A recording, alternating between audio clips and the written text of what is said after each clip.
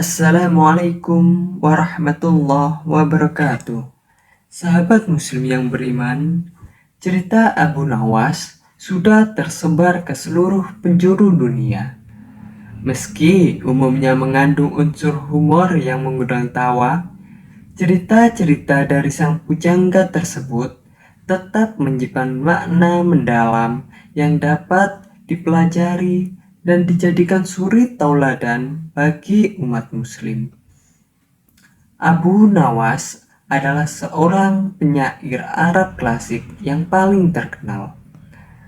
Pria bernama lengkap Abu Ali Al-Hasan bin Hali Al-Hakami dikenal sangat humoris, cerdik, pintar, dan sedikit agak nakal.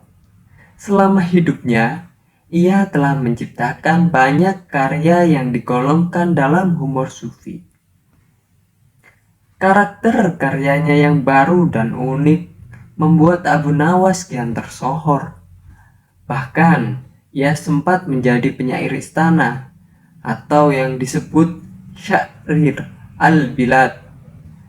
Sampai sekarang, kisah humor Abu Nawas diceritakan turun-temurun di seluruh dunia.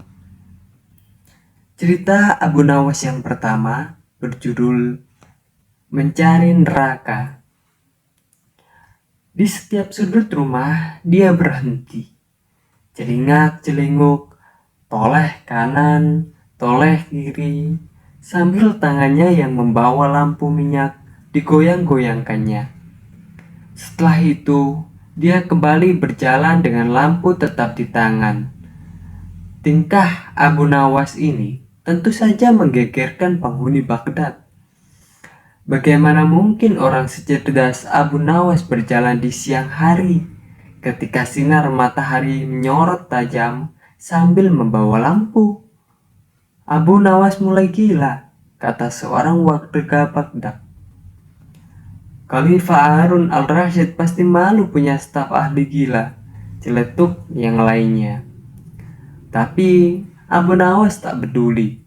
Esok harinya lagi-lagi bujangga Baghdad itu keluar rumah, kali ini bahkan lebih pagi sambil tetap membawa lampu minyak di tangan. Dia tak bersuara dan terus bekerja. Celingak-celinguk, toleh kanan, toleh kiri, sambil tangannya yang membawa lampu minyak digoyang-goyangkannya. Di hari kedua itu, beberapa orang masih menganggap Abu Nawas waras. Makanya mereka bertanya apa yang dicari Abu Nawas di siang hari dengan lampu di tangan.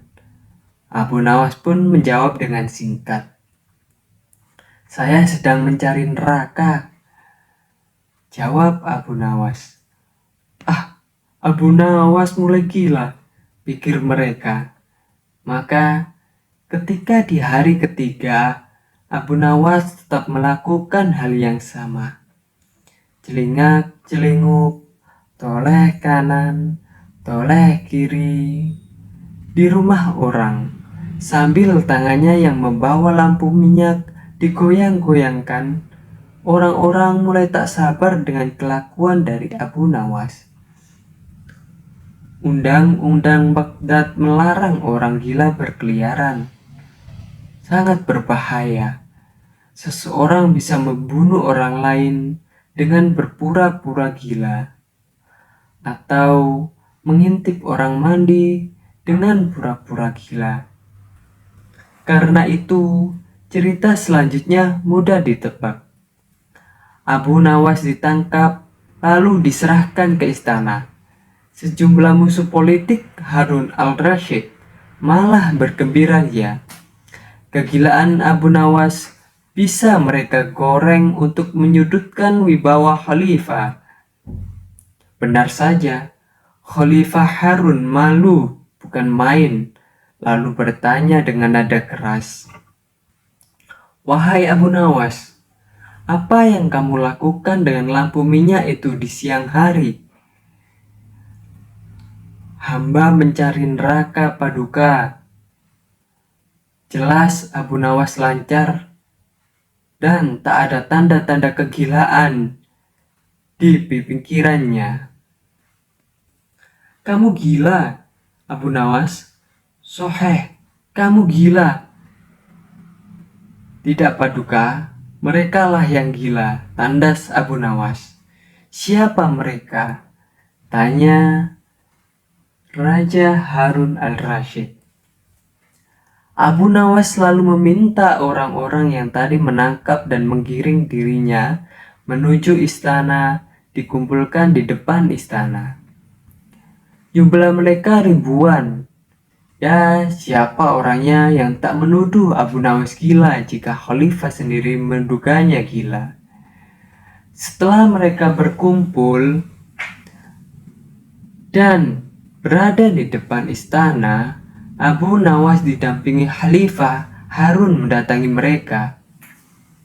"Wahai kalian yang mengaku waras," teriak Abu Nawas kepada orang-orang yang di depannya. "Apakah kalian selama ini menganggap orang lain yang berbeda pikiran dan berbeda pilihan dengan kalian adalah munafik?" "Benar," sahut riuh para orang-orang di sekeliling dari Abu Nawas. "Apakah kalian juga menyatakan para munafik itu sesat?" "Betul, dasar sesat. Jika mereka munafik dan sesat, apa konsekuensinya?" "Hai Abu Nawas, kamu gila ya? Orang munafik pasti masuk neraka. Dasar munafik." "Baik, jika saya munafik, sesat, dan masuk neraka, di mana neraka yang kalian maksud? Punya siapa neraka itu?" jawab Abu Nawas dengan tenang, sambil kali ini lampu di tangannya diangkat tinggi-tinggi, seolah dia mencari sesuatu. Kali ini, orang-orang di depan Khalifah Harun al-Rasyid mulai tak sabar. Mereka merasa diledek dengan mimik Abu Nawas dan lampu yang berada di tangannya. "Hai Abu Nawas, tentu saja neraka ada di akhirat dan itu milik Allah. Kenapa kamu bertanya seperti itu?" "Paduka, mohon maaf," kata Abu Nawas kepada Khalifah Harun al-Rasyid. "Tolong sampaikan pada mereka jika neraka ada di akhirat dan yang punya neraka itu adalah Allah. Kenapa mereka di dunia ini gemar menentukan orang lain masuk neraka? Apakah mereka asisten Allah yang tahu bocoran catatan Allah? Atau jangan-jangan merekalah yang sedang gila?" Khalifah Harun al-Rasyid tertawa kecil. Di matanya, Abu Nawas tetaplah lelaki jenaka. Dia lalu berkata sambil tertawa, "Abu Nawas, besok siang lanjutkan mencari neraka itu. Jika sudah ketemu, jebloskan orang-orang ini ke dalamnya." Kemudian cerita yang kedua, menanti raja. Pada suatu sore, ketika Abu Nawas ke warung teh, kawan-kawannya sudah lebih dahulu berada di sana. Ternyata mereka sengaja menunggu Abu Nawas. "Nah, ini dia Abu Nawas datang," kata salah seorang dari mereka. "Ada apa?" kata Abu Nawas sambil memesan secangkir teh hangat. "Kami tahu engkau selalu bisa melepaskan diri dari perangkap-perangkap Raja Harun al-Rasyid. Tetapi kami yakin kali ini engkau pasti dihukum Baginda Raja bila engkau melakukannya." Kawan-kawan Abu Nawas membuka percakapan. "Apa yang harus kutakutkan? Tidak ada sesuatu apapun yang perlu ditakuti kecuali Allah Subhanahu wa Ta'ala," kata Abu Nawas menentang.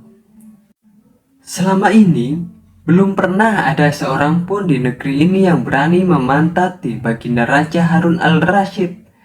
Bukankah begitu, hai Abu Nawas?" tanya kawan Abu Nawas. Tentu saja tidak ada yang berani melakukan hal itu, karena itu ada pelecehan yang amat berat. Siapa saja yang melakukannya pasti akan dipancung oleh Raja Harun al-Rashid, kata Abu Nawas memberitahu. Itulah yang ingin kami ketahui darimu. Beranikah engkau melakukannya? Tanya temannya yang lain. Sudah kukatakan bahwa aku hanya takut kepada Allah Subhanahu wa Ta'ala. Sekarang, apa taruhannya bila aku bersedia melakukannya? Abu Nawas pun balik bertanya. 100 keping uang emas. Selain itu, Baginda harus tertawa pada saat engkau pantati. Tantang mereka. Bukan Abu Nawas namanya jika tidak bisa menyelesaikan suatu masalah. Ia menyanggupi tawaran yang amat berbahaya itu dan kembali pulang ke rumahnya.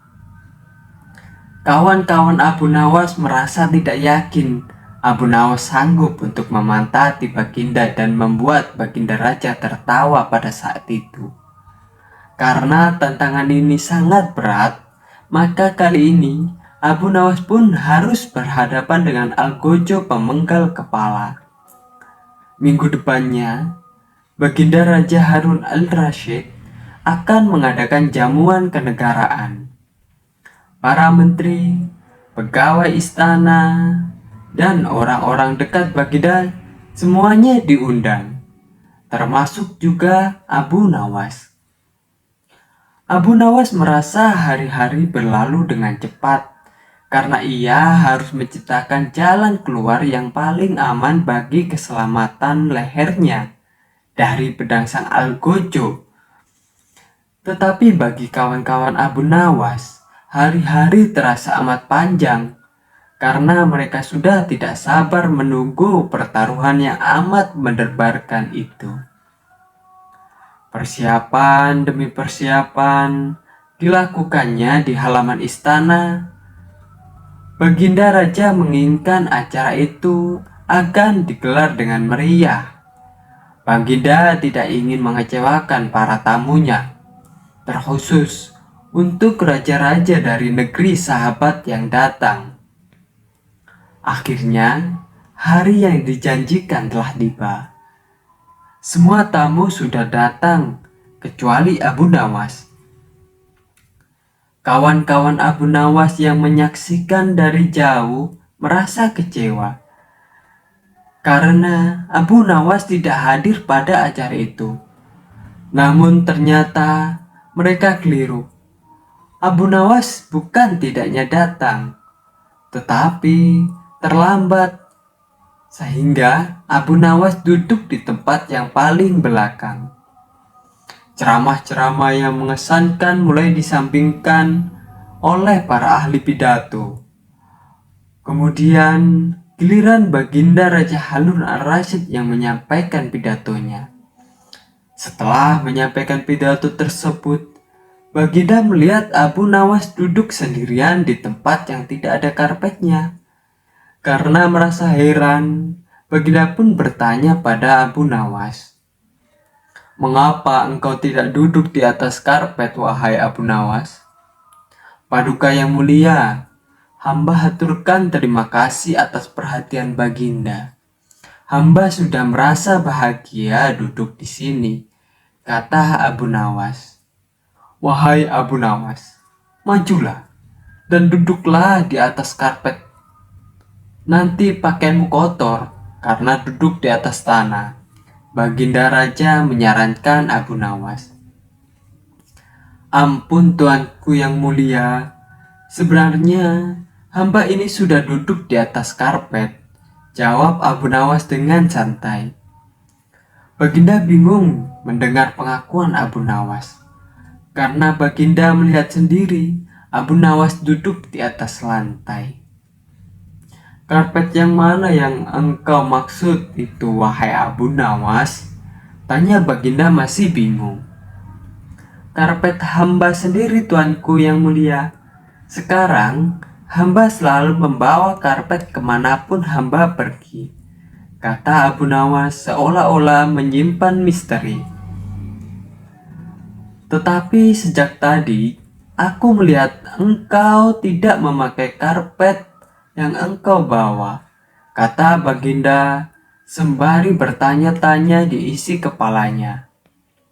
Baiklah Baginda yang mulia, kalau memang ingin tahu, maka dengan senang hati hamba akan menunjukkan kepada Paduka yang mulia, kata Abu Nawas sambil beringsut-ingsut ke depan.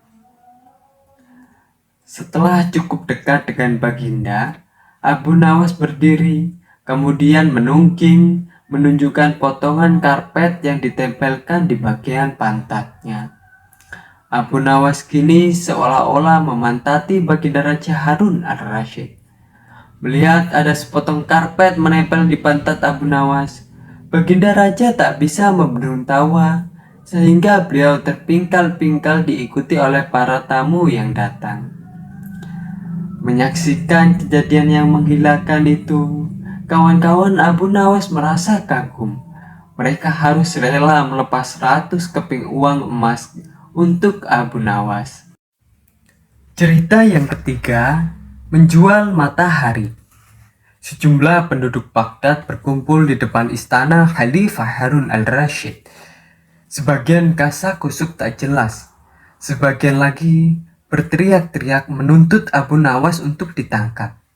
Mereka protes baliho raksasa milik Abu Nawas yang dipasang di depan rumahnya, bertuliskan dijual cepat, matahari Baghdad, siapa cepat dapat bonus anak onta. Penduduk yang kasak-kusuk di depan istana itu rata-rata panik jika matahari Baghdad jadi dijualnya. Bagaimana mungkin mereka bisa hidup berlama-lama di kolong langit Baghdad tanpa matahari? Jika pindah ke Zakho, mereka khawatir daerah di sana tertinggal. Infrastruktur di sana kurang canggih dibandingkan dalam Baghdad. Pindah ke Baktaran, enak, tak jauh dari Baghdad, tapi bahasa penduduk di sana sulit untuk dipelajari. Pokoknya, pindah dari luar Baghdad adalah problem. Bertahan di Baghdad tanpa matahari juga bukan perkara gampang. Abu Nawas, antum serius mau menjual matahari? Tanya Khalifah sambil mengamati massa yang terus membludak di depan istananya. Benar Baginda, supaya kita bisa ikut cara mereka menggunakan otak. Maksud antum? Tanya Khalifah Harun al-Rashid yang sangat kaget. Begini Baginda, apakah antum senang infrastruktur di Baghdad terbangun hebat di zaman Baginda? Baginda bangga bisa menjadi teladan buat rakyat, bahwa selama menjabat jadi khalifah, Baginda tidak korupsi. Baginda senang tidak mempertontonkan keserakahan dengan menguasai ratusan ribu hektar padang pasir, padahal Baginda bisa melakukannya dengan kekuasaan yang sekarang Baginda genggam. Abu Nawas coba ke inti masalah. Jika Baginda turun dan tanya massa yang sekarang berdemonstrasi itu, ketahuilah Baginda, bahwa mereka akan menjawab buat apa bangun infrastruktur. Infrastruktur tidak bisa dimakan. Jadi, jalan-jalan mulus yang Baginda bangun selama ini, puluhan bendungan yang Baginda bangkakan, lapangan terbang, rel kereta api, pasar-pasar di Kirkuch, itu semua percuma, tak bisa dimakan. Khalifah Harun al-Rashid pun terdiam. Baginda bangga tidak korupsi. Anak Baginda jual pisang goreng. Itu malah membuat mereka marah dan cemburu. Buat mereka, Baginda mestinya korupsi, agar mereka tak repot-repot lagi bikin isu tak masuk akal. Misalnya, Baginda keturunan Mongolia, Baginda memusuhi ulama, Baginda membiarkan partai Batsah yang sudah dilarang tumbuh lagi. Wah, pokoknya banyak Baginda. Lalu apa hubungannya dengan menjual matahari, wahai Abu Nawas? Dengan pelan-pelan Abu Nawas kemudian menjelaskan kepada Baginda Harun al-Rashid bahwa apa yang dia maksud adalah sebagai prestasi nasional, tapi justru dianggap pemborosan dan membebani negara adalah karena mereka terbiasa melihat semua prestasi yang ada di ruang gelap. Di ruang gelap, gadis cantik tak terlihat. Sebatang emas bisa dianggap besi. Apalagi jika cara melihatnya sambil berkelantungan. Tapi, kalaupun mata mereka tak melihat di ruang gelap, bukankah telinga mereka mendengar, hati mereka terbuka? Bagaimana mungkin mereka menuduhku memusuhi ulama, padahal wakilku sekarang adalah ulama besar? Jikapun mereka tak suka aku, bukankah kepada mereka sekarang aku sodorkan ulama yang dulu mereka klaim mereka bela? Mengapa sekarang mereka tinggalkan? Baginda, itulah enaknya melihat dunia di ruang gelap sambil berbalik. Kita bisa menikmati apa yang mereka nikmati selama ini. Baginda tidak capek berpikir rasional. Khalifah pun terdiam. Percayalah Baginda, hanya dengan melihat segala sesuatu di kegelapan, Baginda akan paham mengapa selama ini mereka melihat infrastruktur megah, pemerataan pembangunan di daerah tertinggal, semuanya sama sekali tak berguna, karena tak bisa dimakan.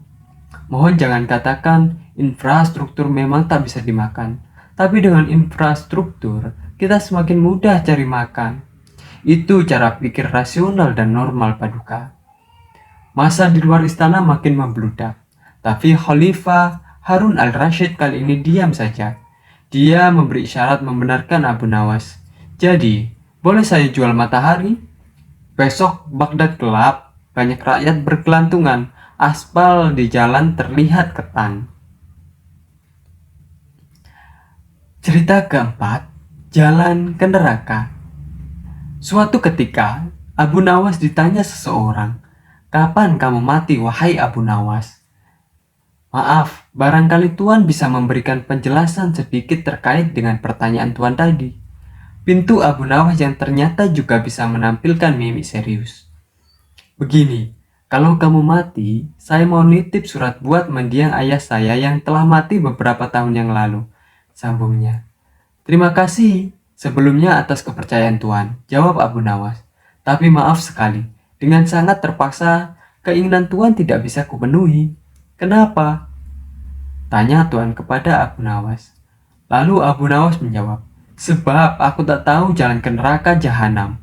Mendadak, wajah orang itu mereka padam, dan sambil merunduk ia pun segera pergi. Pertanyaan yang menyelkit dari Tuan kepada Abu Nawas dijawab lebih nyelkit juga oleh Abu Nawas. Itulah pintarnya Abu Nawas, dalam kondisi yang seperti itu pun bisa membalasnya dengan cerdas dan penuh makna. Itu tadi adalah suatu cerita dari Abu Nawas. Semoga bisa menjadi pedoman bagi hidup kita agar lebih baik. Wassalamualaikum warahmatullahi wabarakatuh.